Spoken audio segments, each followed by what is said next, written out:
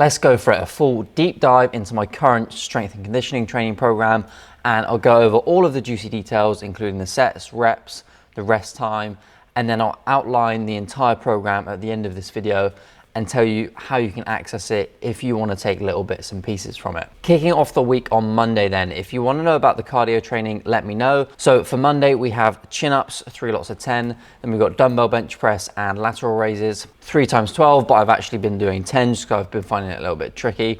Then we have dumbbell shoulder press, supersetted with the ring dips, again going for 10 reps, but I've only really been managing 5 reps on the rings.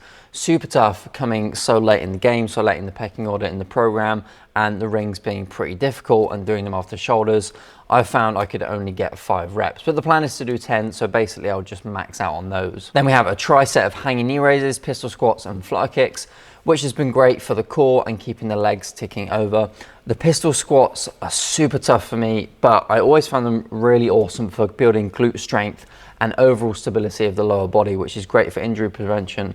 And it should all help with the swim, bike and run, making the legs a little bit stronger and a little bit more stable. But also comment below what your current strength work looks like, or if you're planning on starting something new, I'll get right back to you in the comments. Talking about these things can always be a boost of motivation, and we can all get stronger and get fitter together, learning off each other and making progress with our training in general. Tuesday is then a rest day in terms of strength work. I spend more time with the family here on a Tuesday, and I try and chill out a bit and do some admin stuff alongside whatever cardio training I've got to do. Moving on to Wednesday, but just quickly, you'll probably notice it's fairly hypertrophy based and upper body focused, which isn't massively good for triathlon, obviously, but I come from more of a strength and conditioning style background, and I enjoy this type of training and the benefits it brings.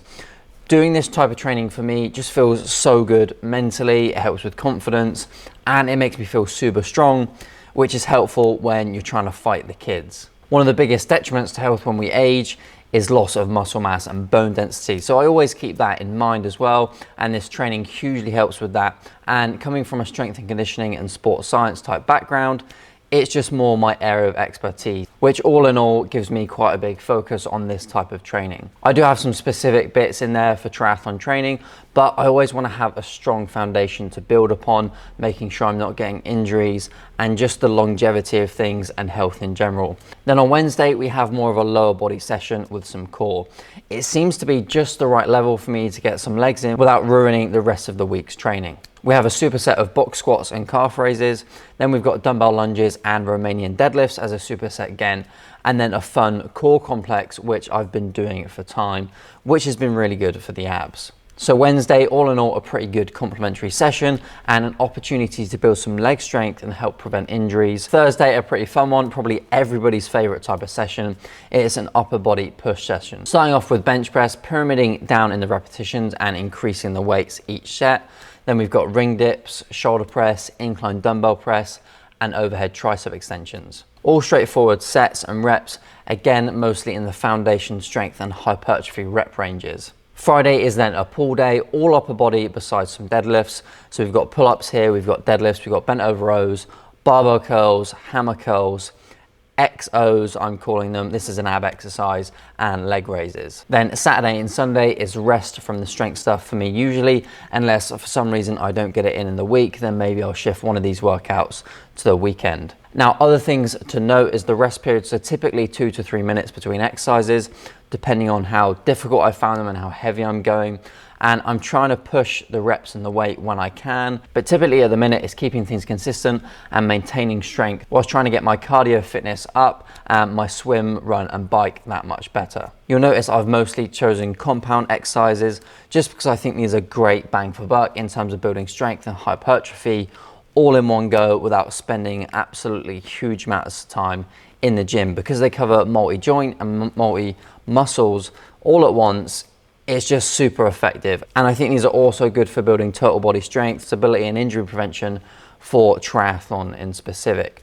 And I do have a few other isolated exercises in there, which are more for maintenance and vanity probably. I'm also fairly heavy on the chin-ups and the pull-ups and the pulling type stuff, just because at some point I'm going to try and achieve a single arm pull-up again. There's so many benefits you can get from strength and conditioning training, both as a healthy human being and also trying to get better at triathlon. Hugely helpful for leg strength, injury prevention, building general strength in the arms for swimming, all that good stuff, and anybody can do it really. Just start with super light weights and build things up and you'll be benefiting from it. Even just body weight exercises like push-ups, pull-ups, squats, sit-ups, glute bridges, pistol squats, all of these things are really going to help you with your triathlon training and becoming a stronger and better healthy human being. So if you're going to take one thing from that video, I think it's that you should be doing some sort of strength and conditioning program to benefit your triathlon training, and you're also going to benefit massively from a health perspective. Obviously, you don't just want to blindly copy anybody else's exact training program, but if you want to look at it and you want to see what it looks like in practice and maybe take bits and pieces from it, then let me know in the comments or send me an email and I'll give you the access code for it. You've got to consider this is obviously built for me and it's built around my lifestyle and when I can train and when I can't train and what other kind of cardiovascular exercise I'm doing, the swim, the biking and the running. It's also built around that and what days those are on. And again, it's a much more upper body focus with hypertrophy and strength also being the focus, just because of my goals. So it might not suit you, but it could be useful to have a bit of access to and see what it looks like in practice and take bits and pieces from. So let me know. But please tap the like button if you did like this video, and if you want to see more future training and fitness content, then maybe subscribe to the channel. It's completely free. And until my next video, have a really good one and I'll see you then.